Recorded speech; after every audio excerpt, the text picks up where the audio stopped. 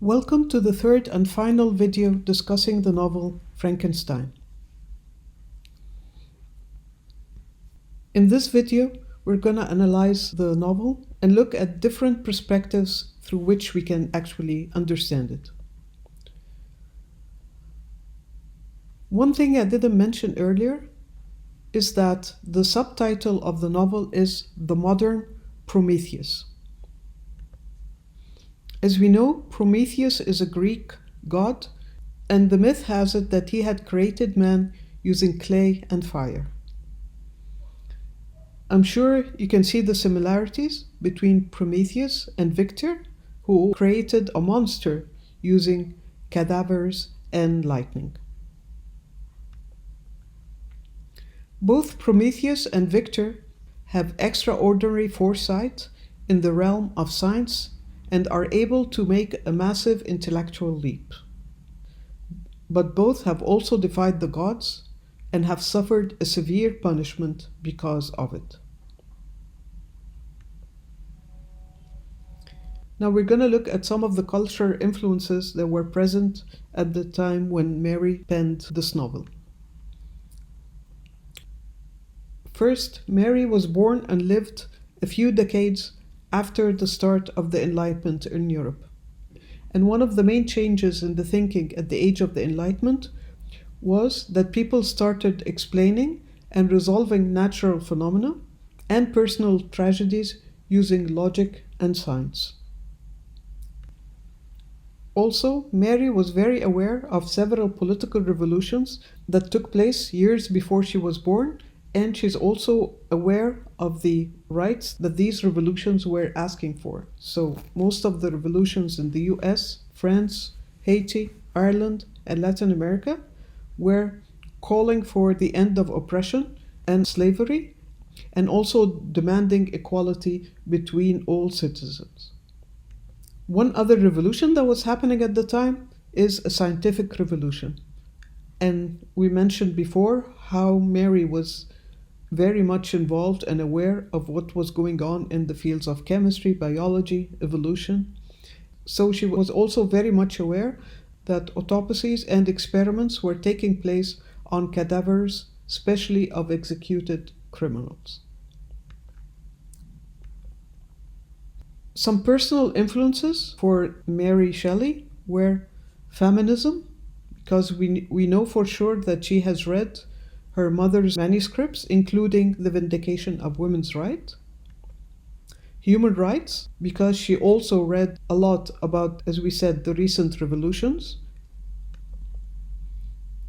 Anti-capitalism, which was one of the main ideas that her father must have been talking about in the meetings she attended and also he penned in his books. Grave robbing. As we said before, Mary spent a lot of time in the graveyard next to her mother's grave, so she was very much aware that a lot of robbings of cadavers were taking place because of scientific experiments, to the point that some people actually installed cages over the graves of their family. And finally, and unfortunately, Mary's life was filled with personal tragedies, starting with the death of her mother 11 days after she was born, and then the loss of 3 of her 4 children. There is a lot of symbolism in the novel. One of them is Victor Frankenstein himself and what he symbolizes. So Victor symbolizes rebellion against tradition, blind embracement of science and reason, and challenging the God's power of creation. The creature is also a symbol. We can see him as actually symbolizing Mary Wollstonecraft Godwin, or Mary Shelley. Mary and the creature were both abandoned by the parent. So Mary's mother died 11 days after she was born, and as we said, Victor has abandoned the creature as soon as he saw him. Mary and the creature both read and were inspired by the same books. And if you're curious about the books that the creature has read, the 4 books mentioned are The Lives of the Noble Greeks and Romans by Plutarch, Paradise Lost by John Milton, The Sorrows of Young Werther by Goethe, and The Ruins, or A Survey of Revolution of Empires by von Ley. Both of them also read about their moment of conception. So the creature has found in Victor's lab documentation of how he was created. And we know that Mary has read her father's diary, where he used to document every meeting he had with Mary Wollstonecraft before they were married. Both the creature and Mary are capable of killing. The creature murdered several people in the novel, and Mary thought of herself as the killer of her mother.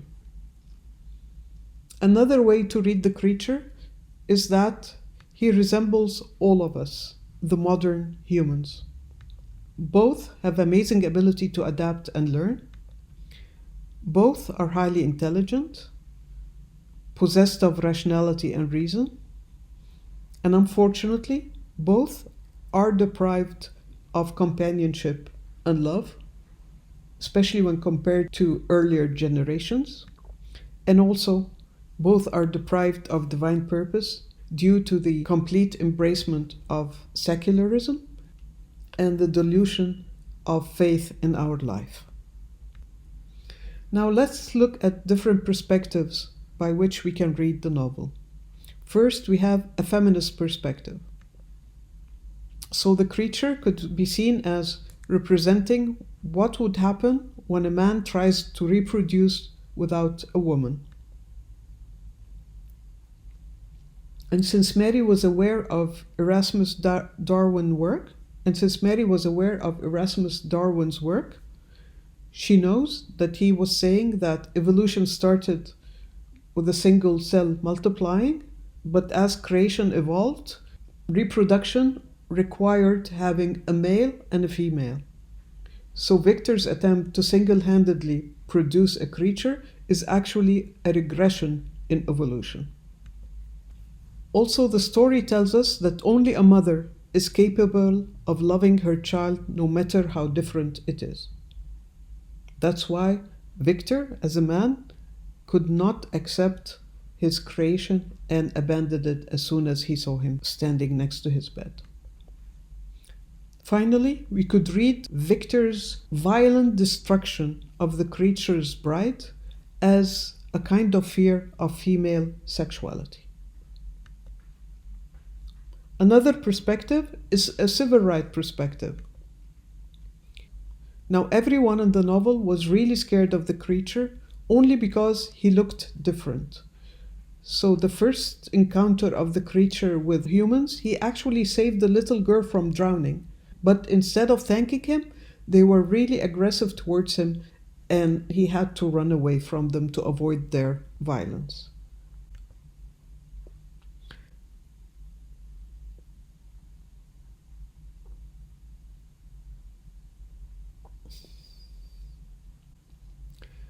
Mary also chose carefully the books that the creature read after learning how to read.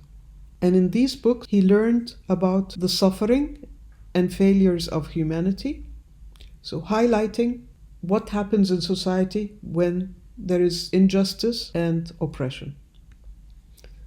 Also, he learned from the books the importance of companionship and love, and thus highlighting the right of every person in our society to start a family and give and receive love from them.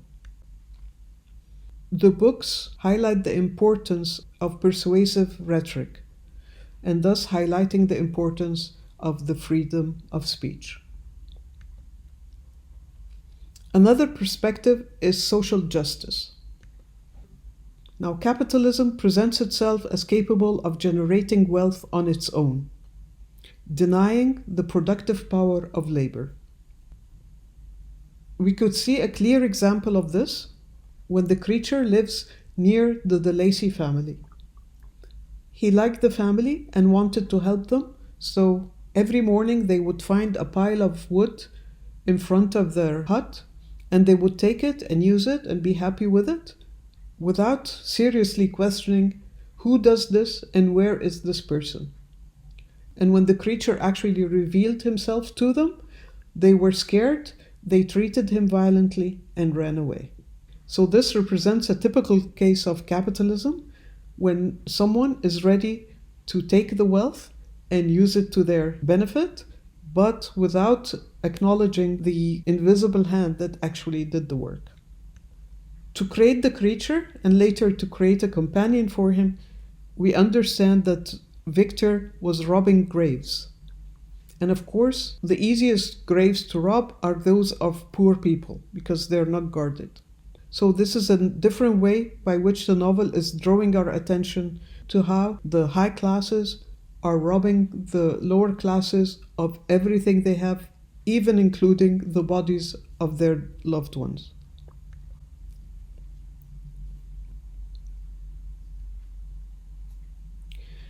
Capitalism severs the working class from its land and community. They leave their fields and go to the cities to work in the factories. And then it resembles them as the frightening collective identity, or the proletarian mob, or our creature in the Frankenstein novel. One last perspective we can read the novel by is the perspective of the environment. Victor fails in his project because he's going against Mother Nature. And he's punished for that by the extreme weather that always reminds us of the power of Mother Nature. He is deprived of any maternal instincts, so he rejects the creature even though he's the one who created him. Victor falls sick after every creation. And then at the end of the novel, he gets the ultimate punishment, which is dying young.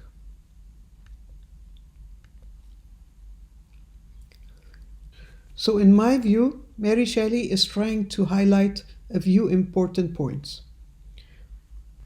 She's telling us a monster is created in our society when nurturing love is not given to our children or our weak, when we violate Mother Nature's norms and destroy the environment instead of protecting it, when we place higher value on work, much more than the value we place on human relationships, when intellect, art, science, and technology are not accompanied by morality, and when we value people by their riches and social order and not by their actions.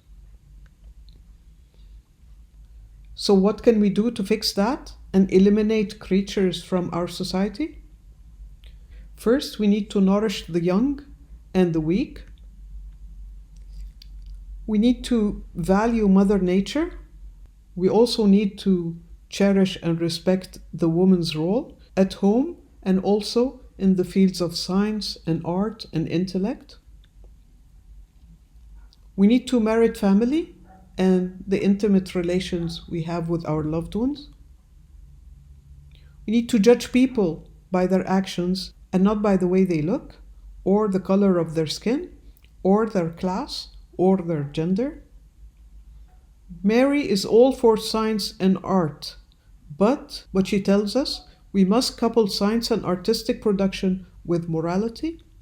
And finally, she says, we need to fix the social divide and eliminate the huge gap between the rich and the poor. Are we gonna heed the call?